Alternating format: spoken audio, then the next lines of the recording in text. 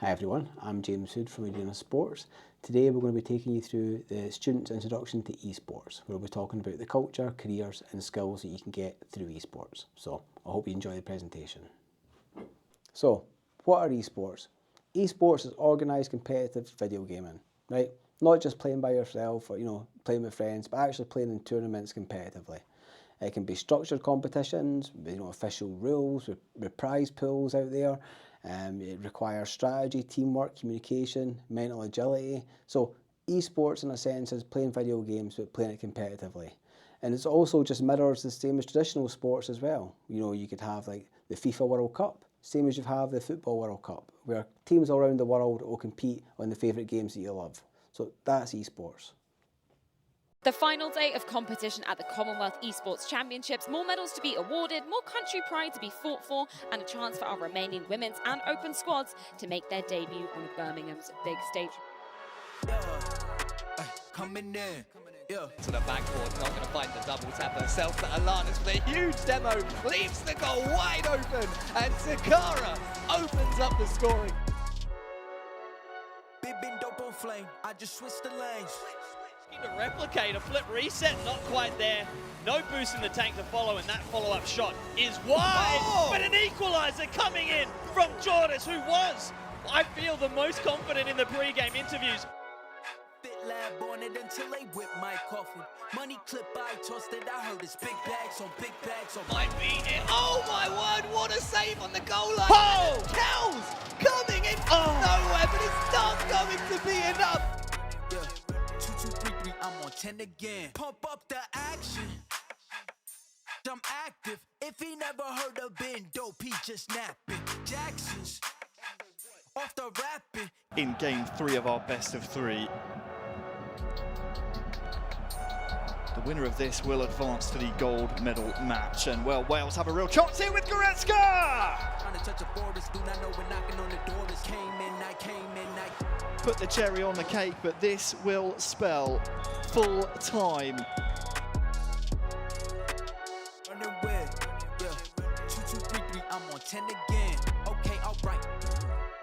Coming in, yeah. Coming back the other way again, and it looks as though Northern Ireland are just taking a little bit of a stranglehold on this game. MZ coming forward again, shot from range, and that is stunning! 1 minute added on, it has to be now for Wales. Muller lets it run, and Northern Ireland, they are the Commonwealth Esports champions! Yeah, coming in, yeah, flex, I just wanna win, yeah, LABB who we running with, yeah. High pace around that finding kills. England, they've been in the lead for this entire game, but they need to respect Jumping in, yeah, the BKB is going to be popped from town, so that means Zantic gets tossed back instead, and Ayad once again going to get eliminated. So he's going to get taken down, and Zantic wanting more here. He's jumping into all these heroes and popping that Lotus Orb upon himself. He is getting low, but not low enough. He gets a Timber Chain away, whilst Tanner continues his advance here. Shrapnel's littering the lane here as they try to bring down WS, but Zantic taking a step too far forward here, but in comes the Doorbreaker, healing them up. It is going to be enough. PL gets taken out. Too much damage from the side of England. Running with, yeah, 2, 2, 3, 3, I'm on 10 again. Pump up the action. Malaysia will be taking another gold medal here at the Commonwealth Esports Championships.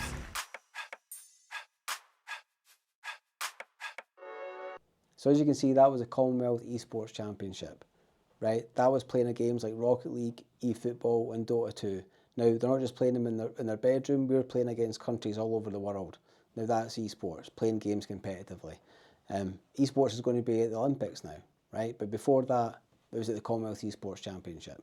So as you can see, it's taking games that you love, but playing it on stages and playing it competitively, having teams, team managers, strategy, all that's esports. Okay, now we're going to give you an industry overview. So I'm going to use traditional sports as an example.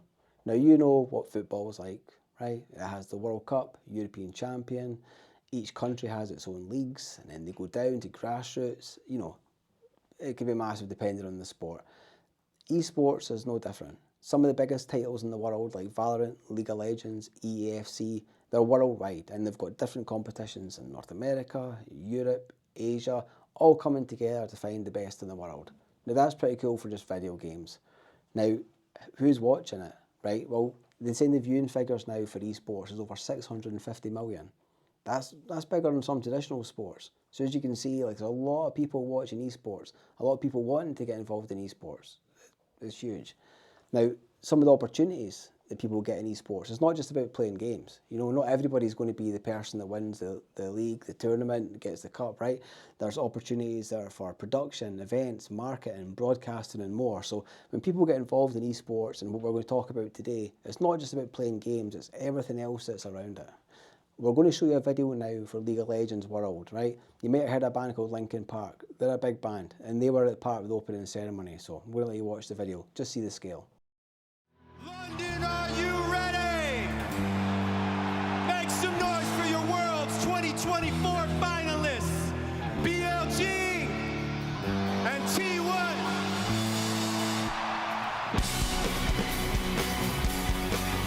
In the top lane, Finn and Zeus.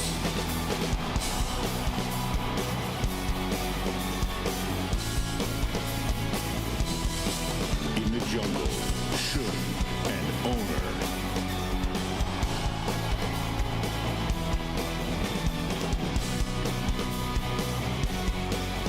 In the bot lane, Elk and Gumayushi.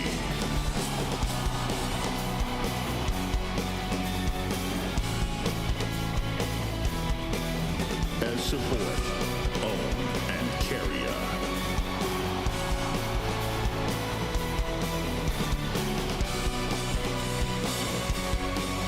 And in mid lane, Knight and Faker.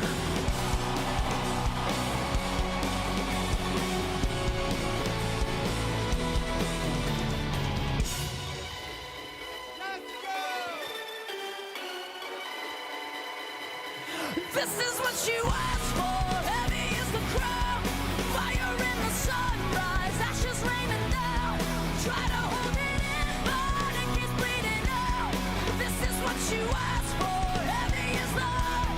Heavy is the crown.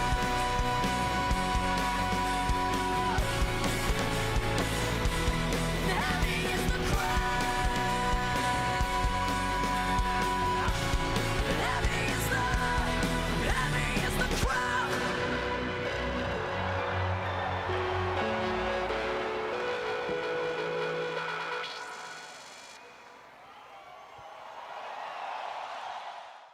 And now we're going to talk about some notable figures in esports. You've probably got pros that you follow, but I want to take you through some that are really quite famous. So the first one that you can see is Faker. Now he's a League of Legends champion. He's probably known as one of the greatest players of all time. Within the kind of League of Legends realm, he's kind of like your Messi or Ronaldo. And most of you guys, I can imagine, maybe play a bit of Fortnite, so you've probably seen Ninja before. So Ninja originally made his name as a Fortnite player, but he became one of the first streaming superstars as well, crossed into mainstream media. Now, you might not remember, but he used to be big on Twitch, Ninja, and then he moved to Mixer, and he got so famous, you might even seen some of his clothes in Asda when you're out shopping. Another one called Simple. Now Simple's a Counter-Strike player. He's widely recognised for his dominance in that game, and even now he's still a top Counter-Strike player in 2025. And we have Tens. Now Tens is probably one of my favourite of mine. I play Valorant and I think he's amazing. He's one of the guys for the Sentinels and he's kind of a superstar in that realm. So what makes these guys stand out? How did they get there, right? One, training, dedication. They spend a long time each day playing, you know, practicing the games, learning strategies, you know, but it's not just about just, you know, playing all these times. You know, you don't want to be playing for hours and hours on end. You know, they've got to look after themselves, they've got to eat healthy, they've got to, you know, drink well as well. So they do a lot to make sure they could be at that kind of physical peak, if you like.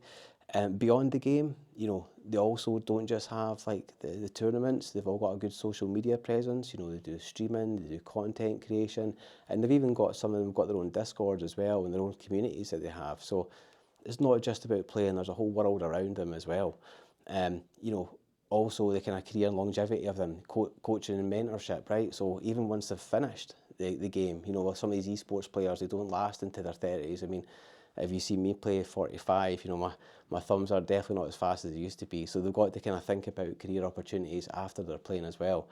Some of them do coaching, mentorship, They do business ventures. Some of them will get big brand deals, and they'll start to go into business with other people and create new products that they go out with. Could be keyboards. I know that some of the pro players have created their own mice, for example, as well.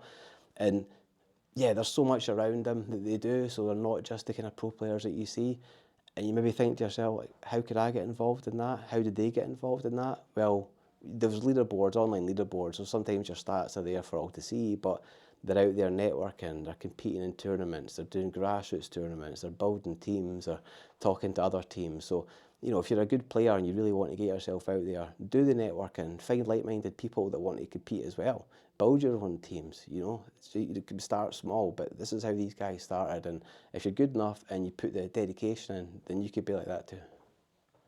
One strike. Wait a second. Topside. Zeus under fire. Zeus caught out. Killer Instinct in by LBOG. Collapsing. 4 members strong. The heroes entry. Oh, Zeus! Faker joins the fight.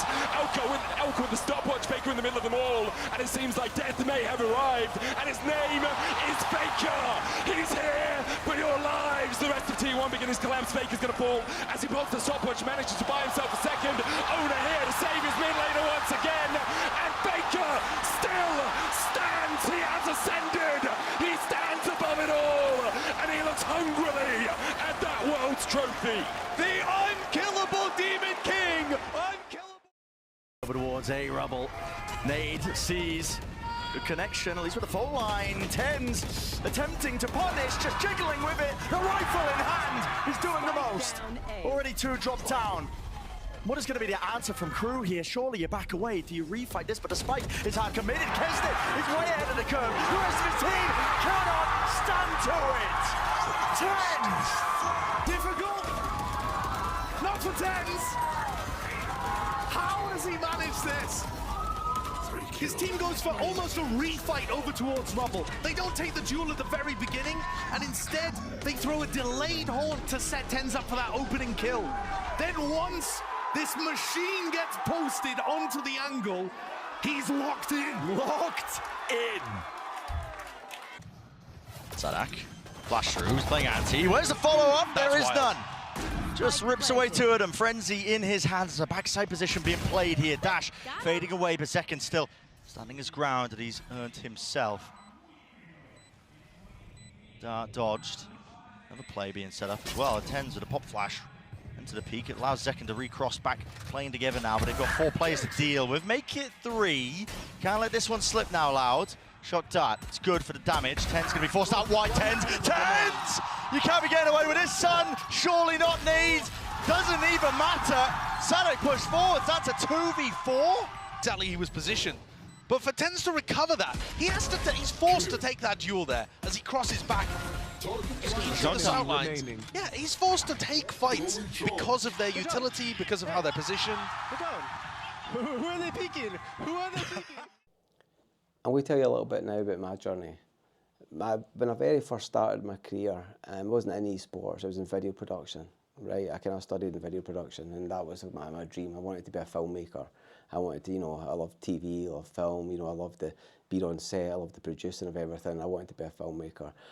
In 2017, I seen a documentary on esports, and I watched it and I thought, this looks fantastic. I had gaming, there was video production elements of it, there was live music, and I thought to myself, this would be great. So I kind of went off with my camera, and I went around Scotland, and I found all these gaming communities that were doing, they were doing some PUBG, they were doing some Counter-Strike, there was fighting game communities, and everybody was happy just doing their wee thing, but nobody really knew who was doing anything even close to them.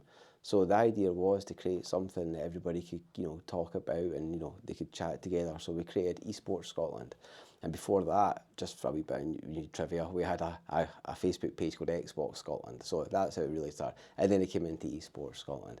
So off we went, and we created the first season of the Scottish Esports League.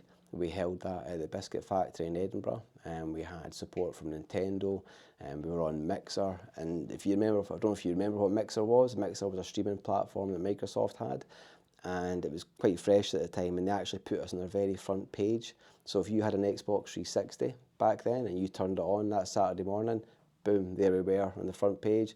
and we got about, I think we had about over 250,000 views over that weekend just because of that kind of exposure. But anyway, off we went, and we've created 5 seasons of the Scottish Esports League. We even managed to navigate it through COVID. We had BBC Sport broadcast our Scottish Esports League on their website when COVID was on, when traditional sports couldn't be played. Esports managed to pull through. So we've done 5 seasons from that, and then after that, the Commonwealth Esports Championship came about, and it was a kind of test event to have the kind of, you know, the Commonwealth Games and a kind of Esports Championship next to it. So we got asked to represent Scotland and be the Team Scotland manager. So what we've done is, to make it fair, we created a Road to Gold campaign where people could compete to represent Scotland in eFootball, Dota 2 and Rocket League. So that was great. So we managed to get to the finals with eFootball and Rocket League, and we went to Birmingham, and it was great. But unfortunately we only got silver, but it was still a great achievement. We beat a lot of countries to get that, so that was actually fantastic.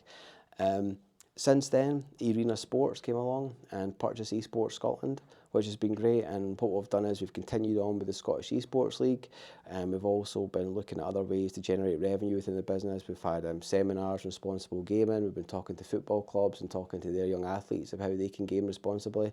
And we've also got a podcast that you can check out called Control, Alt and Compete. And we've got esports players on there, content creators, and people that are maybe not pro players or maybe not into gaming, but they've got that's within their realm. So you should check that out as well. So the really exciting one that we're working on really hard is a esports and gaming festival called Phase. That's going to be held this year in September. Day 1 is going to be an esports conference, and day 2 is an esports and gaming festival. It's got exhibitions that you can play, gaming stations, VR. We've got the first ever Scottish Schools Invitational, where we've got live esports finals going to be played through Fife and the Borders as well. And we've also got a few workshops. So if you want to be a content creator, if you want to be a streamer, you can come along and speak to people that are actually doing it, ask them questions, find out their journey. And if you want to be a pro player, we've got eFootball pro players, we've got F1, I've also got Valorant coaches. So if you're into gaming and you really want to see how you can progress, Phase is definitely a good one to come along with. So that's my journey, but all it started with was just an idea and a passion, and going out there and speaking to people and really not giving up on it. And I've been doing this now for 8 years, and yeah, I say 8 years sounds like a long time. It's kind of flown by, but if you've got a passion and a dream, just pursue it. So there's so many careers and opportunities you can get in esports, just like traditional sports. You could be a player, you could be the best in the world, you could be competing for like prize pools up to millions of pounds if you're that good. That's fine. That's going to take a lot of commitment as well, right? But you could be a player, you could be a coach. Maybe you're not the best at playing, but you know how to play the game. Maybe you can see patterns, you can see play. Maybe you want to work with players, make them better. Talk about strategies, look at other teams, really start to look at how they play, and really motivate players well. So you can also be a coach in esports. You could be an analyst, right? So you could also look at gameplays, strategies. You can look at all the stats as well, and just like you do in traditional sports. You could be an event manager, right? So you could maybe say to yourself that I want to run an event, I want to do a tournament. Your event management could be for you. It could be marketing. Maybe you really know how to market events. Maybe you know about social media. Maybe you know how to get that out there. That could be for you. Broadcast and production, right? All the same skills that you get with traditional sports or broadcast and production, you can do in esports as well. So if you like video editing, you want to work in galleries, you can do all that with esports. And you could be a shoutcaster. Maybe just you watch things like Match of the Day and you hear them commentating the football. Maybe you love a game that much. You maybe sitting watching a game at home and you're talking over it. You could be a shoutcaster too. You could be admin, referee, right? All these games, especially when it gets to a really high level, they need people to make sure people aren't cheating, make sure the rules are right, make sure everybody's doing things properly. So you could be a referee. Maybe you want to just look at all that and create content around it, right? You could be a content creator. You could be putting all the videos on YouTube. You could be doing highlight films. Everything you could do there. Social media manager. Once again, probably all looking through your phone, seeing how companies are talking to you. You could do that too. Everything you could do in life and traditional sports, you can do with esports. So careers and opportunities. What you don't realise is when you're actually doing esports, right, you're learning lots of great skills that you can take with you for the rest of your life. Okay, so there's things that you don't even realise that you're learning at the time, but you are, that you can take with you. So I'm going to go through a list with you, okay? So leadership, right? You could be a team captain, right? You could be the captain of your team, you know, it demands respect, you're talking to people, making sure that everybody, you know, knows what they're doing. These are leadership skills are really great, especially if you go into a working environment. They can help you with project management, operations, businessship leadership, loads of great things that can help you in life. But once again, you could learn that through esports. Communication, esports requires lots of clear communication, and this is something that definitely helps you in the workplace if you're trying to get your ideas across, or you're talking about a plan, you're talking about an event. All these skills that you've learned while you've been doing esports, you can take there as well. Creativity, right? Talking about strategy development, content creation, problem solving, all great things that can help you in your work life. Teamwork as well, I mean, that's huge. I mean, once again, if you're sitting in a team of 4 or 5, you know, you've got to learn how to get on with each other, learn how to communicate. That's great. Your technical AV skills, once again, you could be using OBS, you could be doing broadcasts, you could be uploading to Twitch, you know, or Kick. So all these are great skills that you could take into other areas. Because once again, broadcasting games is just like broadcasting anything else. Content creation, you know, for example, you could be sitting making YouTube videos up in the house or on TikTok, thinking that you're just doing it for fun, but you're learning a lot of good, you know, digital skills there. Marketing strategies as well, you know, is a massive one that you could take over. I mean, we're all gamers, we all know how games industry works, we all get trailers, clips, you know, how they do in-game purchases, marketing new weapons. So there's so many things that you're absorbing and you're doing right now with marketing and being a consumer of that you can use in a career.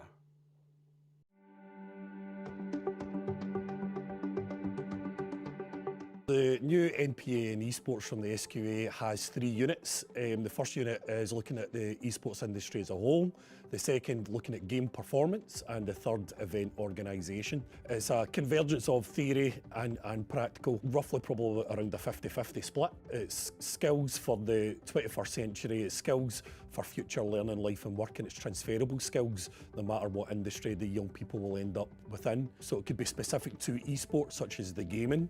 However, there's also team working, there's creativity, there's working under pressure, there is video editing skills, there's social media marketing, shoutcasting, commentating. So the young people realise that it's an industry that's not just for the gamers. It's already $1 billion industry, it's soon to be a multi-billion dollar industry, and it's a course that instills in the young people skills that they can then take forward for future study or a career within the industry. The esports qualification is great because it's now opened up esports to be something that you can now do in school. You can pursue that career through school, something that just wasn't possible up until now. The practical stuff is really interesting. It's like stuff you wouldn't even think was there, like the event organising, the group management. It's all quite interesting. I think it kind of helps me work together with people outside of playing games, but I get better talking to people, thinking outside the box, you know, thinking quicker on my feet as well. I think doing esports has helped develop my teamwork skills and working with groups of people. Playing the game, it helps you think while you're doing, so it lets you multitask a bit better. You have to think about, okay, I'm going to move this, I'm going to walk this way, do whatever. I'm really enjoying the gaming side, and I actually enjoy the practical side. It's actually learning where esports came from and how much goes on behind the scenes. I think I'd more so take the skills that I learned from esports into an IT-based job. Vocational courses are very important to the school curriculum. It's imperative that we as educators make sure that we have appropriate pathways for all our young people. You know, yes, it's important to have all our traditional subjects, such as your maths, your English, your humanities and sciences, but esports is something that we've introduced that's absolutely new to our curriculum this year, and so far we've had young people really engaged in their learning. They're learning important transferable skills that they can use from one subject to another. So esports for me is going to be a huge benefit to the curriculum here at Dunoon Grammar School. In terms of progression beyond the NPA esports qualifications, we're seeing more and more tertiary education establishments offering courses, degree courses in esports, but also there's opportunities for the young people to actually gain employment within these areas. And the beauty for a rural school such as ourselves, many of them can actually be still living and working in our town while forging and nurturing their career in this ever-expanding industry. Playing video games is something children really enjoy in their own personal time. And bringing that into school historically and traditionally is frowned upon. And actually what we're doing is we're flipping the switch on that. We're actually harnessing the power off that. So what comes with that is this enthusiasm, motivation and drive back into their education, and it means that their academic attainment and achievement is much higher. So we've seen across the board that it is absolutely brilliant for engaging disengaged learners. I took esports because it was always around me when I was a kid, and I learned a lot of life skills from gaming, like how to be confident in talking to people and how to do teamwork. It's quite interesting to see schools like adapting to modern world and like bringing esports in as they've seen like it growing a lot of traction.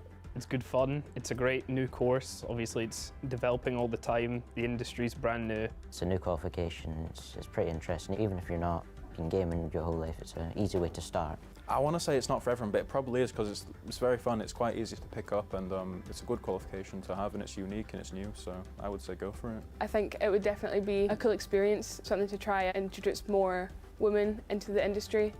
The traditional demographic for esports, both in terms of participants and spectators, is still male dominated, so it's something we're looking to address, and we start right the way back in primary school. We work with the fantastic digital schoolhouse from the UKIE, which is a fantastic programme where secondary schools can deliver computing science and esports experiences to partner primary schools as part of transitions arrangements, and that is our starting point. Then within the BGE and S1 we have a 24 lesson introduction to esports in various aspects of that, both theory and practical, and the young people can then choose to select esports as an option in S3, which then feeds into the NPAs.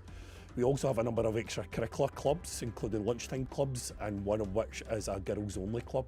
We researched this as to why some of the girls weren't coming up to join their existing clubs, and they felt overawed with the environment that they were finding themselves. So we're catering for that need, and we are very much aware that the young people participating in that club are very keen to continue with their studies in esports. Video games do have a place in education, a very strong place. And by having qualifications that really harness and tap into the power of video games, we're helping to shift perceptions that educators may hold about what that means. And if I look at this from the angle of helping business development, well, it's just raising the bar on entry-level roles, and it just means that we are getting a much stronger and a far more diverse talent pipeline coming through, which is only going to help the industry flourish. So, thank you for listening. Hopefully you found it interesting. Hopefully if you're a player and you've got dreams of being an esports player, you can think, oh, there is a pathway out there for me. There are things that I can do to get me on that journey. And you know, it's not going to be a quick fix. It's not going to be something that's going to happen overnight. It might be if you're that good, right? But ultimately, you know, it's a long game that you're going to be playing with this.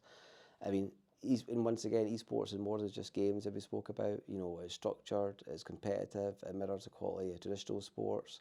There's like strategy, teamwork and discipline and communication that you can get from it.